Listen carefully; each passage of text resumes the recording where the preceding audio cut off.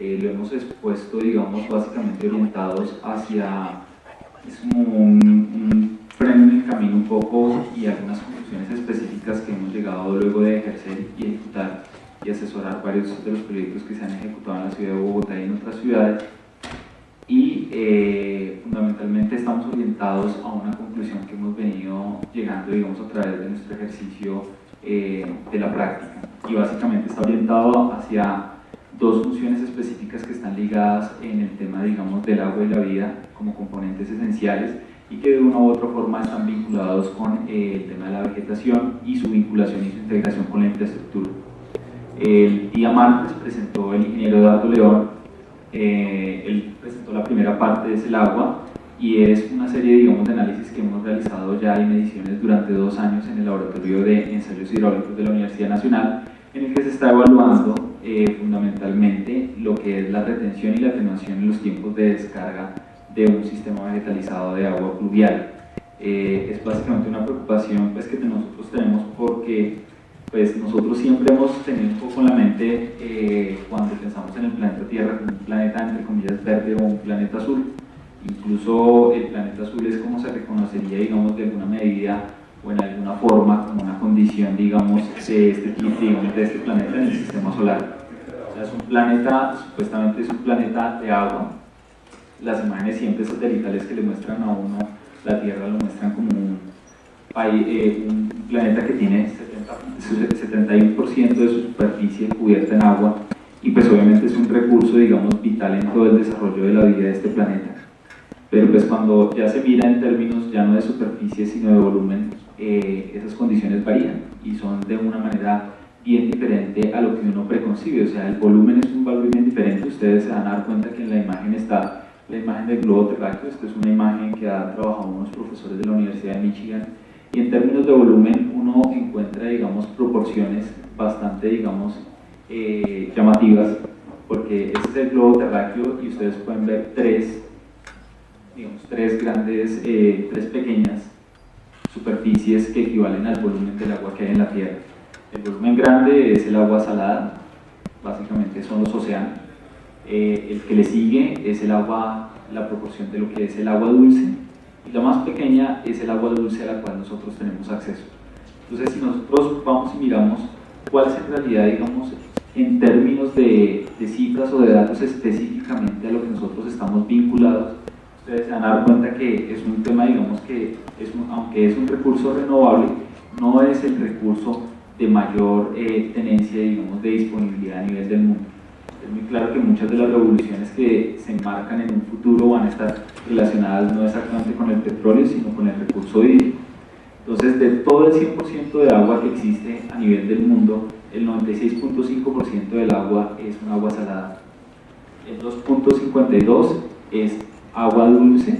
pero es agua dulce a la cual nosotros no tenemos acceso directamente, porque son acuíferos inferiores o son aguas que no están, digamos, en su calidad, digamos, de ser potabilizadas. Y tan solo un poco menos del 1% del agua que hay disponible en el mundo es el agua que nosotros utilizamos y está en ríos, lagos, y que puede ser potabilizada y puede ser usada para el beneficio humano.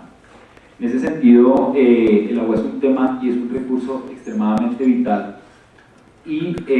los efectos, nosotros aquí estamos hablando de cómo revegetalizar o cómo en cierta medida cambiar la imagen de nuestras ciudades por unas ciudades, digamos, más asociadas, digamos, con temas netamente vegetales, tanto sea en muros como en cubiertas. Cuando uno observa eso, pues nosotros básicamente estamos ligados a un proceso en el que las plantas están, digamos, de una manera innata totalmente vinculadas, que es el proceso del ciclo del agua. El ciclo del agua puede decirse que, digamos, que es el gran ciclo, digamos, que está interferido por los procesos de urbanización a nivel mundial, y es básicamente, digamos, el gran peligro que nosotros tenemos en nuestro desarrollo y en nuestra sostenibilidad. Lo comentaba hace un momento, o sea, uno puede de pronto dejar un día de vivir sin carne y volverse vegetariano, o más adelante, si no hay comida, comer gusanos o cualquier otro tipo de fuente proteínica o, digamos, que nos mantenga, pero definitivamente lo que nosotros no podemos dejar de consumir es el agua. El agua es un líquido vital que está asociado a cualquier forma de vida en nuestro planeta. Entonces, nosotros, por ejemplo, yo creo que todos recordaremos de una u otra forma nuestras clases de primaria cuando se hablaba en buena medida del ciclo del agua, en el que nos decían que el agua estaba en diferentes estados en el mundo, o sea, estaba en estado gaseoso, estaba en estado líquido o en estado congelado. Entonces, de ese 2.56% de reservas de agua dulce, la gran mayoría, digamos cerca del 2% de esa agua dulce está incluida en los casquetes polares. Y son reservas, digamos, hídricas que no se pueden tocar porque tienen un equilibrio importante, digamos, en nuestro medio ambiente, y porque al momento de descongelarse simplemente se mezclan con agua salada y se pierde ese insumo como tal. Entonces, esta es una imagen muy sencilla y pues muy elemental que probablemente todos conocemos de primaria, en el que pues obviamente vemos que es un ciclo, y el ciclo obviamente arranca desde cualquiera de los puntos, o sea, sea desde el estado gaseoso o el proceso de evaporación que tiene el agua, y llegar a las nubes, sufrir un proceso de condensación, una precipitación, cae sobre un suelo, ese suelo puede ser natural, ese suelo infiltra y captura un porcentaje de esa agua, lo limpia, lo lleva a acuíferos inferiores, los acuíferos inferiores también tienen un recorrido y llegan a cuencas hidrográficas que prácticamente han constituido, digamos, el relieve. Colombia es un país muy afortunado y su relieve pues obviamente le da toda, digamos, y su desarrollo, digamos, geológico le ha dado todas las bondades para poder aumentar esas corrientes hídricas que tiene en su medio. Entonces, en ese sentido, en últimas, ese ciclo que puede empezar desde una simple precipitación o desde un simple proceso de evaporación, son ciclos que son vitales y que tienen que continuar. Y básicamente las ciudades, el fenómeno más delicado que han tenido las ciudades en el proceso, digamos, de calentamiento global o de transformación, en últimas, de nuestro medio ambiente, es que nosotros estamos interrumpiendo este ciclo, porque estamos rompiendo fundamentalmente dos procesos que son fundamentales. Uno, la evaporación, digamos, del agua, y pues absolutamente todos los seres vivos estamos evaporando un porcentaje de agua. Nosotros con nuestro sudor, las plantas por medio de la evapotranspiración, los suelos también por medio de la evapotranspiración, los ríos y mares y lagos por la simple evaporación. Entonces nosotros empezamos a tener una serie de fenómenos que vamos trasladándolos por el simple hecho de cambiar las superficies. Entonces en este momento nosotros estamos rompiendo ciclos dentro de ese proceso. Uno, la infiltración, la estamos interrumpiendo, porque lo que hacemos es que completamente entubamos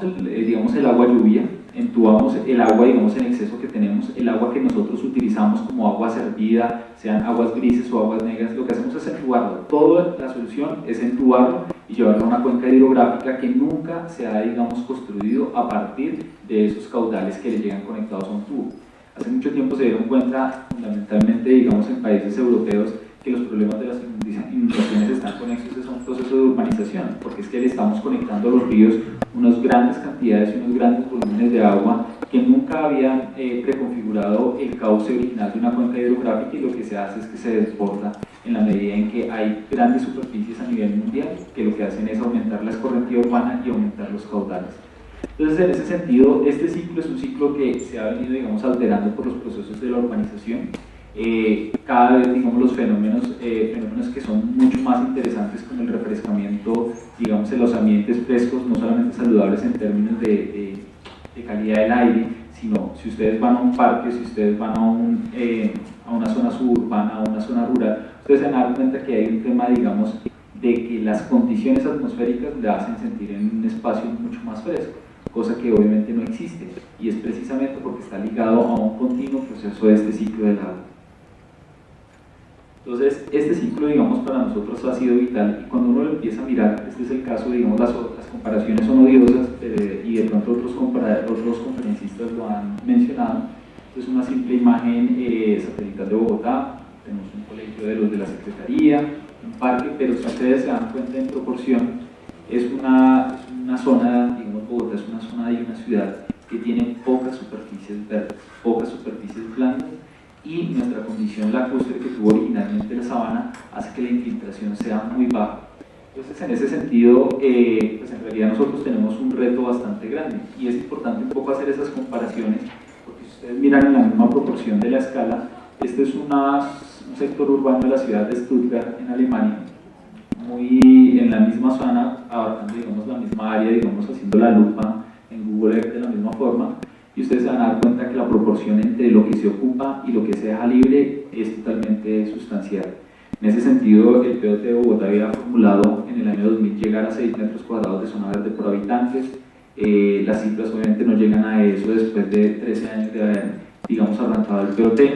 Estamos hablando que la ciudad de Stuttgart maneja un promedio de 18 a 20 metros de zonas verdes por habitante, pero hay una lógica totalmente diferente en el sentido de cómo se ocupa el territorio, qué es blando, qué es duro, por dónde se infiltra y en dónde, digamos, se continúa en ese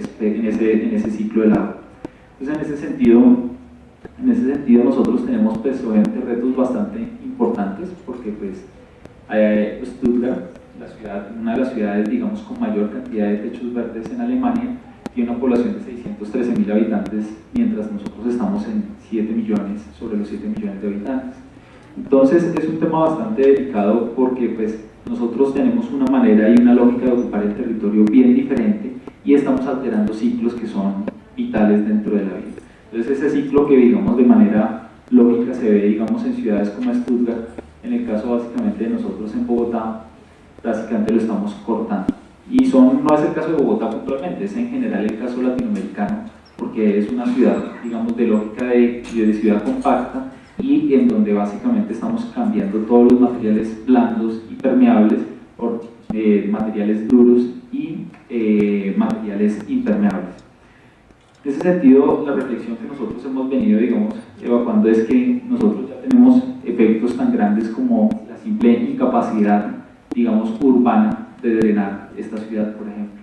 Esto era lo que mostraba una de las imágenes que mostraba Eduardo el día de antier, porque pues, obviamente ese es uno de los grandes problemas de infraestructura que tiene esta ciudad, y son problemas que tampoco son ajenos a otras ciudades del país. Uno puede encontrar casos mucho más delicados como los casos costeros como Barranquilla y Cartagena, en los que definitivamente su localización y la relación de nivel de altura sobre el mar les hace más complicado y más difícil sus procesos de evacuación de aguas. Entonces, en ese sentido, por ejemplo, casos como por ejemplo Cartagena es un caso, digamos, dramático. No hay cómo, digamos, drenar una ciudad de estas en un periodo invernal. A pesar de eso, obviamente, digamos, son ciudades que tienen un rango de ocupación diferente. Bogotá, en más de 250 hectáreas, pueden llegar a generar más de 1.000 millones de metros cúbicos que se están conectando a las cuencas hídricas. Fundamentalmente nosotros tenemos el Tunjuelo y el río Bogotá. Entonces, en ese sentido, es un reto bastante grande el que nosotros tenemos, y es un tema bastante, digamos, delicado, porque, por ejemplo, frente a alternativas tan importantes, en ese sentido, digamos, el debate del POT actual, digamos, de Bogotá, el que fue rechazado por el Consejo, establecía cambiar un poco esa lógica, y es la lógica: no sigamos extendiendo esta ciudad, frenemos un poco esos desarrollos que tenemos formulados en nuestra tendencia de ocupación hacia el norte de la ciudad o hacia Ciudad Usme, y redensifiquemos, pero pues obviamente la lógica de la redensificación implementaba una serie de condiciones en las que sigue la lógica de seguir entubando el agua y seguir rompiendo ese ciclo de vida, que es un ciclo vital para para toda la biodiversidad en el planeta. Entonces, para nosotros, estas soluciones de impermeabilizar las ciudades, pues básicamente lo que rompen es el ciclo vital de vida.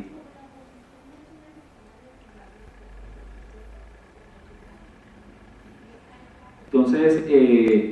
dentro del proceso, digamos, de biotectónica, llevamos cerca de 5 años. Esto se arrancó como una investigación en la Universidad Nacional, en la maestría en construcción, y ya, digamos, en este último periodo hemos tratado, digamos, de seguir vinculados en el tema de la investigación, uno con el tema puntual digamos, del desempeño como SUT de una cubierta vegetal a través de la tesis del ingeniero Eduardo León en la Universidad Nacional, y otro tratando de llevar a un valor presente neto y obviamente evaluando, digamos, los beneficios en costos que tendría la ciudad de la implementación de cuáles serían esos beneficios colectivos que se tendría al implementar la ciudad, digamos, estas tecnologías en la ciudad, y los costos trayéndolos a valor presente neto. O sea, si yo, en vez de construir mega obras de interceptores de agua lluvias, recambiar una y otra vez mis tuberías, porque en la medida en que yo más me urbanizo, más tubería necesito, más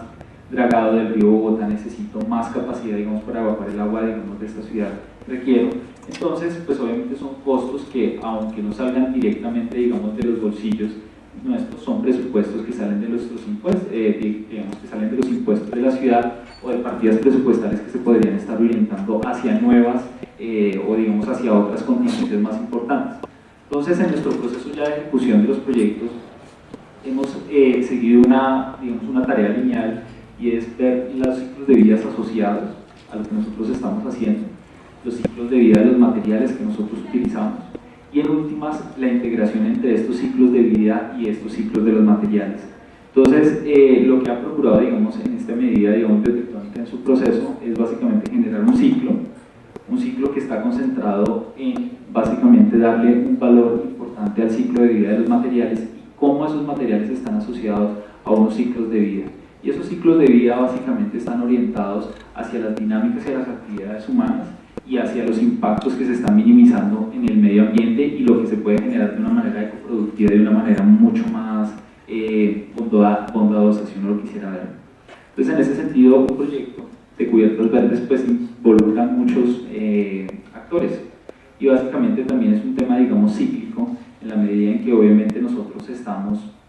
desarrollando una serie de elementos que en última sí tiene, y es una coincidencia general que tenemos entre las diferentes firmas que estamos haciendo, y es tratar de aprovechar aquellos elementos o aquellas condiciones que no han sido utilizadas o que no han sido claramente aprovechadas. Lo decía, digamos, el conferencista anterior, que básicamente, digamos, por ejemplo, el tema, digamos, de las superficies verticales también eran unas superficies extremadamente desaprovechadas.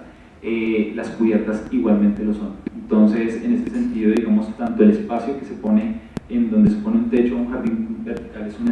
un espacio no utilizado, y también hay una serie de consideraciones puntuales de cómo yo hago o con qué materiales yo hago, digamos, esos elementos a nivel de la ejecución de los proyectos. Entonces, en ese sentido, la focalización que nosotros hemos implementado ha sido, uno, el tema, digamos, de evaluar, por ejemplo, el tema de la producción de los sustratos. ¿Qué implemento yo para utilizar en un sustrato? O sea, implemento nuevamente, digamos, tierra, o digamos, voy y excavo tierra y traigo tierra, digamos, de diferentes áreas o diferentes sectores que obviamente generan, por una parte pueden generar en algunos grados deterioros de las zonas, digamos, aledañas a nuestra ciudad, o dos, utilizo, digamos, por ejemplo, la tierra que es producto de los descapotes en los suelos urbanos que se han desarrollado, o tres, definitivamente no utilizo tierra y utilizo otro tipo de subproductos. Entonces, en ese sentido, nosotros hemos abarcado dentro de nuestro proceso de desarrollo tecnológico poder implementar una cantidad de materiales que son producto de procesos industriales. Entonces, en ese sentido, hemos utilizado por una parte todos los desechos orgánicos, se trabajan por medio de compostaje, y obviamente estos se trabajan pues, por tecnologías digamos, de implementación de desarrollo de humus orgánicos, y las alianzas, digamos,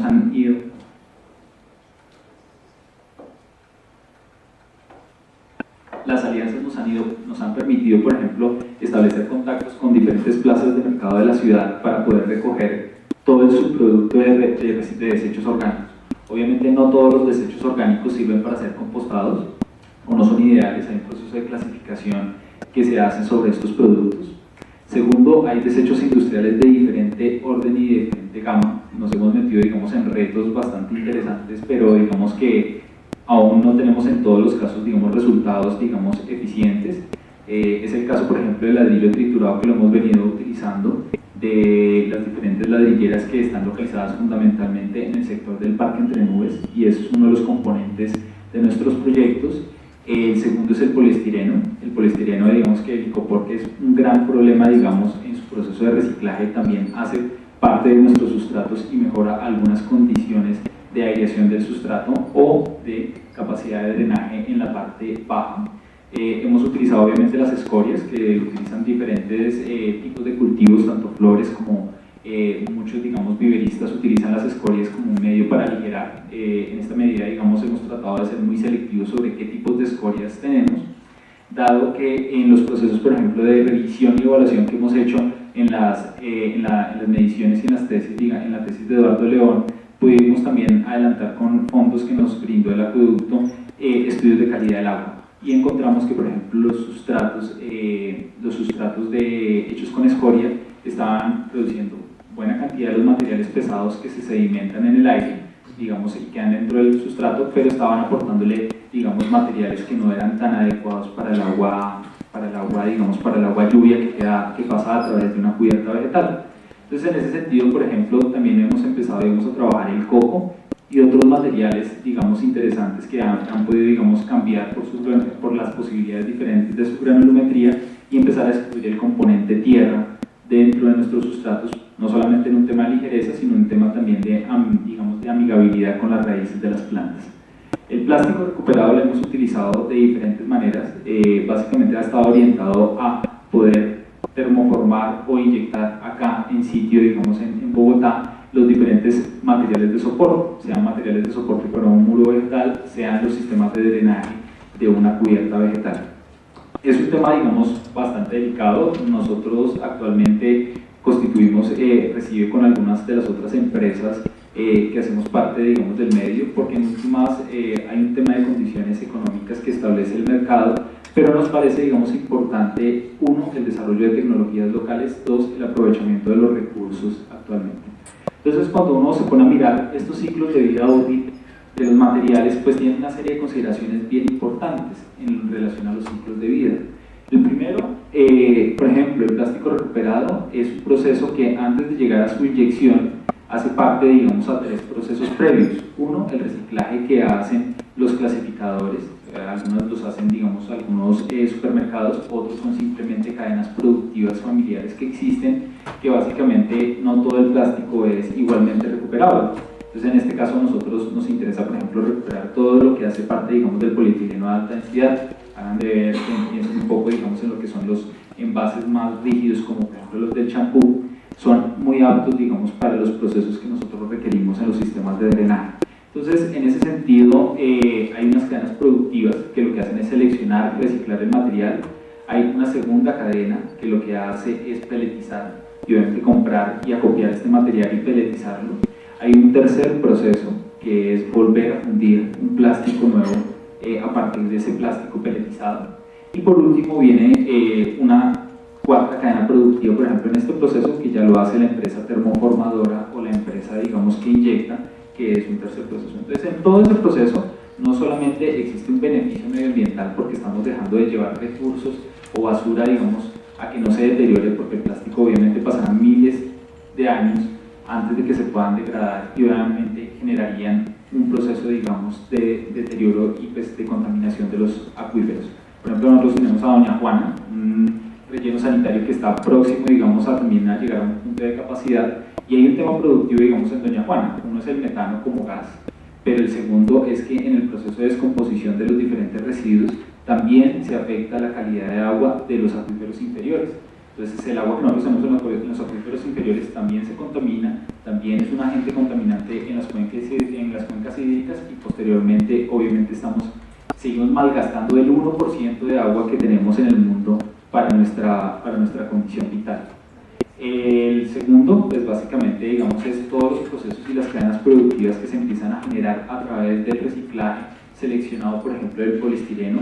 de clasificación de los residuos orgánicos de las plazas de mercado y también, en últimas, de las cadenas productivas que se generan para poder clasificar el ladrillo más idóneo, por ejemplo, los residuos de arcilla más idóneos que se pueden utilizar en un sustrato o en diferentes componentes de la cubierta vegetal. Entonces, en ese sentido, este ha sido un proceso, y ha sido un proceso ya de 4 o 5 años, que lo iniciamos conjuntamente con el arquitecto Andrés Ibáñez, que en últimas fue un tema netamente de investigación en un comienzo, y que se hicieron mediciones, prototipajes, se adelantaron toda una serie, digamos, de actividades bien importantes. A partir de eso, obviamente, se llevó un proceso de innovación de cómo se podía, obviamente, implementar esas condiciones, digamos, de reciclaje y de, obviamente, generar mejores aprovechamientos sobre los recursos, digamos, de residuos como los recursos renovables en el caso del agua. Y también venía un tema muy importante que fue todo el proceso de darle un impulso a esta industria o a este mercado naciente en nuestro medio. En ese sentido, pues no solamente las publicaciones que se dieron en diarios de circulación nacional a través de diferentes artículos, han sido muy importantes las otras empresas que han ido enriqueciendo el mercado con unos tipos de publicaciones, y lo último paso, digamos, importante que hemos hecho es la creación de Recibe, que básicamente ha sido sido una manera de agremiarnos y un poco focalizar nuestros intereses como empresas que hacemos parte de un mercado para obviamente pues tener como una línea digamos muy importante, también una política y también tener una voz ante diferentes instancias públicas frente a lo que nosotros hacemos y frente a lo que podemos generar como impactos positivos a las ciudades. Entonces, en ese sentido, todo ese proceso de investigación, de impulso, de desarrollo e innovación que se ha hecho, pues obviamente tiene un proceso de integración, y ese proceso de integración nuevamente es cómo entonces yo aprovecho unas mejores condiciones, los materiales y los recursos que estoy implementando, aquellas cosas que yo tenía en desuso como una cubierta o una superficie vertical, la vuelvo obviamente una superficie vital, que obviamente interfiere en los procesos del ciclo del agua y en los procesos de los ciclos de vida, porque obviamente la implementación de un proyecto de cubiertas vegetales lo que está es aumentando no solamente la condición, y pues en eso tenemos que ser muy claros y muy explícitos los que estamos trabajando en este mercado, y es que obviamente esto tiene una condición importante sobre el tema de captura de CO2 y una mejoría en la calidad del aire. Pero es cierto que si nosotros no sembramos árboles y si la administración pública no siembra en realidad árboles y árboles de longevos de alta, digamos, duración en su vida, pues simple y llanamente nuestro aporte, aunque va a ser muy pequeño, no va a ser muy alto, porque nosotros utilizamos plantas que logran su cenit muy rápido y obviamente una planta, digamos, fija carbono rápidamente en su proceso de crecimiento. Cuando llega a su cenit, el proceso, digamos, de fijación de carbono es mucho más bajo al que nosotros tenemos. Sin embargo, uno de los indicadores medioambientales más delicados que tiene Bogotá es el material particulado que existe en suspensión en el aire, y en eso sí ayuda sustancialmente una cubierta vegetal y en un poco menor medida un jardín vertical, dado que por ayuda de este ciclo vital del agua, la precipitación, digamos, del líquido, lo que hace es que este material suspendido se integre y haga parte del sustrato. Obviamente el sustrato de una cubierta vegetal funciona como un filtro primario, y pues lo que nosotros nos permite, obviamente, digamos, esa posibilidad de hacer este filtro primario, es que obviamente los metales pesados quedan en el sustrato. A veces, digamos, y nos ha pasado, digamos, con clientes, llegan y dicen, oigan, es que el agua que sale de una cubierta vegetal sale turbia. Claro, es un agua que sale sedimentada y es un agua que obviamente pues no es de color transparente. Muy probablemente en el primer ciclo de vida de un techo vegetal de 2 a 5 años, mientras se integran raíces y todos los componentes y se condensa de una manera efectiva el sustrato, el agua va a salir con un grado de turbidez. Sin embargo, es un agua de mejor calidad que el agua que estaría cayendo directamente del agua lluvia, porque metales pesados como el plomo y el zinc que están en el aire suspendidos ya no hacen parte de esa agua, y eso es algo que ayuda fundamentalmente uno de los componentes de esta cubierta, que en este caso es el sustrato. Entonces, en ese sentido, durante todo este proceso hemos podido ejecutar diferentes proyectos, tanto en Bogotá fundamentalmente como en otras partes del país, y en las que obviamente hemos tratado de solucionar diferentes y múltiples, digamos, actividades. Este es el caso del edificio Manuel Briceño de la Universidad Javeriana, en donde el interés particularmente era pues poder dotar a los estudiantes del campus con nuevos espacios, digamos, que fueran habitables. Entonces, para nosotros es importante un poco, digamos, era mostrar también este proyecto, porque en últimas también esto es un ciclo de vida, es abrir un espacio que antes no era utilizable para nuevas actividades de integración y de generar, digamos, dinámica de vida entre los estudiantes. Este fue el primer proyecto, digamos, de gran escala que nosotros ejecutamos, que es el edificio de la farmacéutica Novartis. Una de las terrazas del Banco Sudamérica en la 76 con carrera séptima. Es un proyecto bastante interesante porque tiene cubiertas desde el piso 13 hasta el sótano, y en todas la opción fue vegetalizarlas. Este es un jardín vertical en la ciudad de Cartagena, en el centro comercial Mall Plaza, y pues fue el fondo. Habitualmente ustedes conocen que los falabelas están tras un fondo verde, y pues se logró convencer de que ese fondo verde fuera vivo.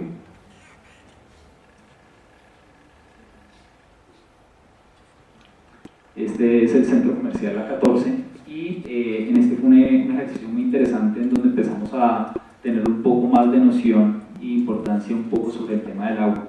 Como ustedes podrán ver, Está integrado, hay zonas vegetales que están expuestas digamos, al medio ambiente de manera directa y otras están por debajo de unas membranas arquitectónicas.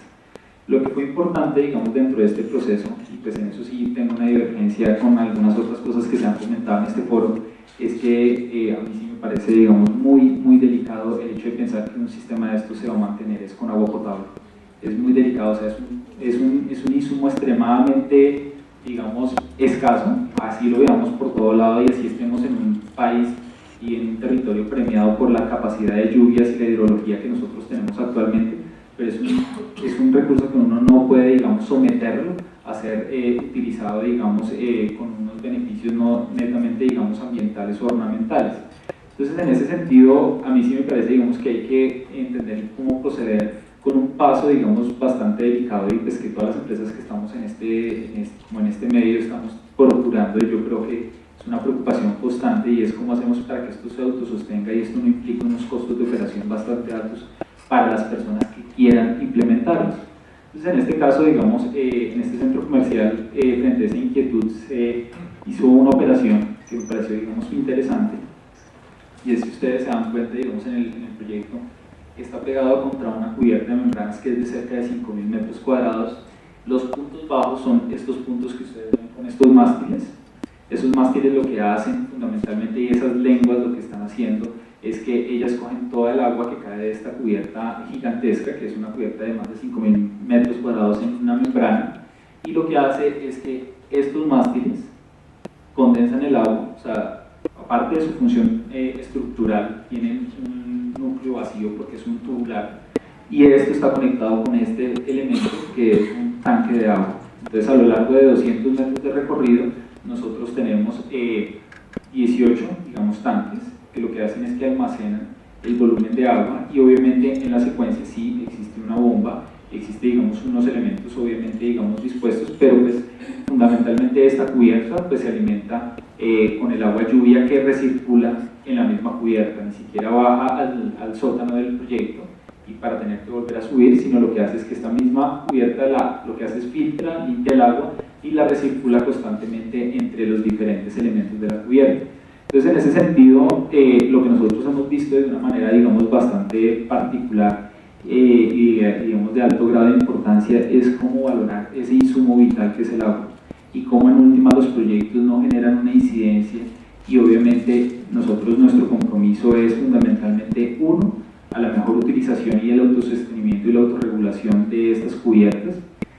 Sabemos y entendemos que, por ejemplo, para muchos clientes el que una cubierta se vea estéticamente hermosa y bella como un jardín francés es algo importante. Nosotros también lo que les decimos a los clientes es que hay que entender que es un elemento que está vivo y que está compuesto, digamos, de dos tipos de componentes fundamentalmente. Unos que son vivos y que se van a transformar a lo largo de su existencia. Entonces es ilógico que yo piense que voy a ver mi cubierta o mi jardín, lo voy a ver igual durante todo su proceso y durante toda su vida útil. Y dos, una cantidad de materiales que son inertes y que lo que uno aspira de esos componentes es que sean estables. O sea, a mí no me interesaría que, por ejemplo, los elementos de soporte de un muro vegetal o los elementos de soporte de una cubierta vegetal o su impermeabilización se vayan a degradar con el tiempo. Entonces, en ese sentido, es importante que esos elementos, digamos, que son estables, sean estables y se mantengan a lo largo de su vida útil. Y si están hechos en material reciclado, están concluyendo un ciclo de reutilización de materiales de una manera muy interesante y muy importante. Aparte de eso, tiene la vegetación y los sustratos, que son los materiales vivos o los componentes vivos que hacen parte de estos elementos de infraestructura vegetalizada. Y entonces lo que a nosotros nos interesa es que ellos, en su propia dinámica y en su propia, digamos, correlación de alguna forma con el entorno en el que se están inscribiendo, se adapten y ellos mismos puedan ir solos manteniéndose a lo largo del tiempo. Entonces, eso nos ha llevado a explorar de una manera vital y hemos empezado a valorar de una manera muy importante cómo se maneja el recurso hídrico. Y entonces el recurso hídrico viene de dos fuentes, obviamente, de cómo minimizamos cualquier uso de agua potable. O sea, ustedes, cuando uno conoce Chingaza, uno se da cuenta toda la obra y de infraestructura que ha hecho la ciudad para subir el agua a esta ciudad. Y es increíble que nosotros estemos botando millones de metros cúbicos a un río, a una cuenca, produciendo inundaciones en el río Magdalena y en otros áreas que no están próximas a Bogotá, y lo que nosotros estamos es obviamente rompiendo, digamos, cadenas y interrumpiendo ciclos de vida, no solamente en nuestra ciudad, sino hacia donde llegan los impactos de la huella de nuestra urbanización. Entonces, en ese sentido, el tema, digamos, de minimizar el uso del agua potable y de ser más lógicos y más razonables con la implementación del autosostenimiento, digamos, y de la autorregulación por medio de la selección vegetal y de los materiales que se utilizan, es una decisión, digamos, lógica y, digamos, es una apuesta más positiva frente a ese insumo. Entonces, este es un proyecto que para nosotros fue muy importante porque fue empezar a tener esa conciencia de cómo poder aprovechar un insumo que estaba, digamos, en potencia y cómo se podía mantener sin un insumo adicional como el agua potable. Porque no solamente traer la chingaza, sino todo el tratamiento y la potabilización de esa agua. Tuvimos un debate en algunas de las discusiones del POT cuando estaba en discusión, en el que una de las cargas urbanísticas que estaba poniendo el proceso de redensificación que se implementaba en el centro ampliado para la ciudad, que personalmente lo digo abiertamente, había unos principios en esa formulación del POT que sí eran divergentes del POT vigente y que eran buenos, y que infortunadamente la ciudad no se dio el espacio y el tiempo para discutirlo de una manera técnica y haber valorado eso. Pero esos principios, en efecto, de pronto lo vieron en noticias, mucha gente decía que se desbarataban en el articulado. Y en efecto, el tema del agua era un tema bastante álgido en esta propuesta de plan de ordenamiento, porque obviamente redensificar mi ciudad en mi parte, digamos, más consolidada, pues me ayuda a optimizar infraestructuras, no gastar tiempos en transporte, reducir emisiones, una serie de condiciones que son lógicas. Pero el principio de ordenamiento debería ser el agua. Y en ese sentido, lo que se imponía era una carga urbanística por cada metro cuadrado de redensificado, se imponía una carga urbanística de 82.000 pesos para ampliar las redes de alcantarillado y fundamentalmente, si ustedes se dan cuenta, la ciudad no colapsa, o sea, la ciudad no colapsa en tiempo de verano, o sea, Bogotá nunca se inunda, nunca escucharemos que el Tunjuelito o la parte del Tintal se inundó en una época de verano. Bogotá se inunda en una época de lluvias, y entonces es el alcantarillado pluvial el que en realidad genera toda la serie, digamos, de emergencias que tiene la ciudad. Entonces, en realidad, el acueducto, digamos, las instancias públicas estaban cobrando una carga urbanística para aumentar el manejo de aguas lluvias, pues evitar que obviamente la capacidad existente, digamos, aumentarla frente a un proceso de urbanización, cuando la lógica debería haber sido plantearle, digamos, a los agentes que redensifican y redesarrollan, decirle, usted me tiene que entregar menos agua, me tiene que entregar menos vertimientos, tanto de aguas servidas como de aguas recicladas. Eso obliga, en últimos, al promotor, al diseñador, al constructor y al desarrollador, obliga a pensar alternativas como, 1, reciclo agua, 2, si reciclo agua y empiezo a utilizarlo en inodoros, en jardinería, en usos de lavado, digamos, de piso, empiezo a utilizar menos agua potable y entonces empiezo a tener menos demandas en chingaza y menos, digamos, inseguridad en capacidad de poder recibir nuevos habitantes. Entonces son cadenas extremadamente lógicas y entonces en lo que uno ve, si uno formula como el agua como un principio, uno tiene que empezar a entender, 1, cuál es el ciclo del agua y 2, en qué puntos nosotros estamos interrumpiendo ese ciclo. Entonces eso es lo que nosotros un poco hemos venido en cierta medida descubriendo en este quehacer y hemos empezado a encontrar y hemos empezado a cuantificar cuáles han sido, digamos, aquellas perspectivas y cómo hacer como un balance de estos 4 o 5 años de ejecución de proyectos, unos buenos, unos no tan buenos, pero en últimas nos han dejado muchas enseñanzas. Hemos podido generar en todas estas cadenas productivas que nosotros les indicamos más de 95 empleos directos e indirectos,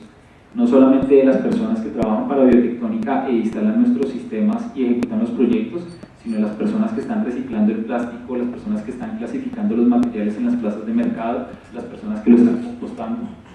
Hemos utilizado, aunque sea una cifra extremadamente, digamos, irrisoria, hemos logrado reciclar 12.4 toneladas de plástico reciclado. Ya hemos producido más de 30.000 metros cuadrados de zonas verdes, incluyendo pues, el último proyecto que hicimos en Cartagena, que era un proyecto de 17.000 metros cuadrados, que es, obviamente, hemos reducido la escorrentía urbana en un 37%, digamos, en nuestros proyectos. Si nuestros proyectos no tuvieran cubierta vegetal, simple y llanamente le hubieran aportado, digamos, no hubieran tenido esa reducción de agua que iba a llegar a los alcantarillados pluviales. Hemos utilizado más de 205 metros cúbicos de materiales de residuos industriales que serían considerados como de alta peligrosidad y que han sido incluidos dentro de nuestras cubiertas. Y ese es un reto, digamos, bien interesante que nosotros tenemos porque las PETAR, las plantas de tratamiento de aguas negras residuales que tiene la ciudad, manejan unos dos filtrantes, obviamente, pues, digamos, para dentro de los procesos de tratamiento. La disposición de estos lodos también tienen unas restricciones, digamos, obviamente, digamos, de manejo, y no se pueden poner digamos, en cualquier, digamos, relleno sanitario. Entonces, en ese sentido, el acueducto nos consultó en algún momento si se podía hacer algo con eso.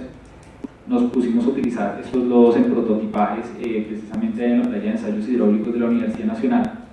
y podemos decir efectivamente que una planta se puede sostener sobre este tipo, digamos, de material mezclado con algunos otros materiales, pero pues obviamente tiene efectos conexos, digamos, para una cubierta, como por ejemplo el tema de los olores. No es un material, digamos, que por más plantas aromáticas que uno quisiera mezclarlo, vaya a dejar de expeler, digamos, olores bastante desagradables, y adicionalmente tiene contenidos de mercurio que son bastante delicados y que obviamente, pues digamos, si uno quisiera, digamos, volver a hacer todo este proceso del ciclo del agua, el agua lluvia que estaría atravesando por estos lodos podrían llegar a salir nuevamente contaminadas con este mercurio, que es básicamente uno de los metales pesados más delicados y más contaminantes del agua. Entonces, en ese sentido, pues, digamos, está abierta la línea de investigación y la línea de desarrollo, como para, digamos, dentro del marco de la asociación que nosotros tenemos, si queremos como que haya una lógica, o sea, cuál es la lógica, digamos, de hacer estos elementos, si es una lógica comercial, si es una lógica obviamente altruista medioambiental, o si es una lógica que es la que nosotros somos partidarios, si es una lógica de desarrollo. Y la lógica de desarrollo es un tema que abarca política pública, desarrollo tecnológico y pues en últimas innovación. Esperamos en estos próximos 2 años poder aumentar estos indicadores que nosotros tenemos acá. La idea de nuestras proyecciones, por lo menos poder construir en estos 2 años que seguimos, subir una producción de 10.000 metros cuadrados de zonas verdes y poder aumentar cada uno de estos indicadores que hemos venido teniendo. Dejamos estable como obviamente una referencia del 37% de la escorrentía porque dentro de los estudios de mediciones que hemos hecho se han encontrado 2 factores importantes que es probablemente lo que presentó, pues, digamos, de algunas de las gráficas que han surgido de la tesis de Eduardo, y es básicamente frente a un efecto de primer lluvia, o sea, en una época de sequía cae un aguacero, una cubierta vegetal de 8 centímetros puede llegar a interceptar más del 60% del caudal y atenuar en más de 45 minutos el tiempo de descarga de las redes fluviales.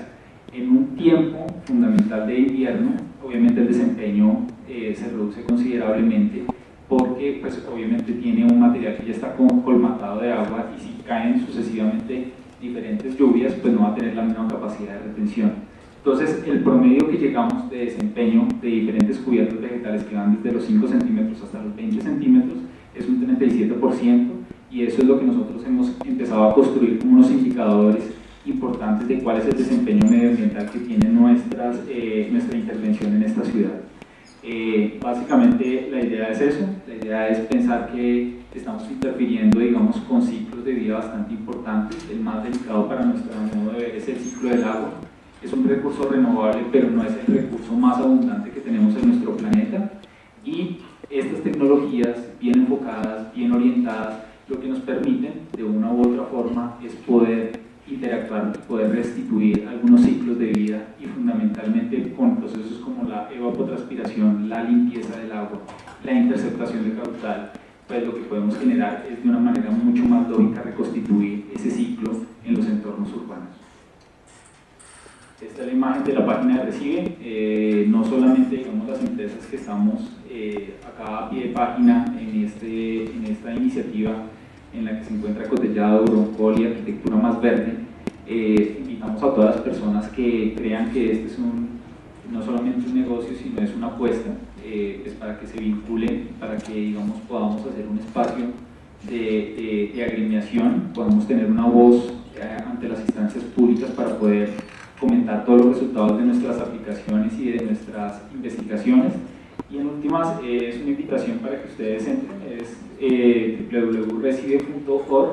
Hay fotos de los proyectos que hemos ejecutado estas 4 empresas. Están abiertas las puertas para todas aquellas empresas que tienen un core business similar al nuestro y que obviamente tienen una filosofía no solamente comercial frente al mercado, sino sobre todos los beneficios positivos que puede generar la implementación de estas tecnologías.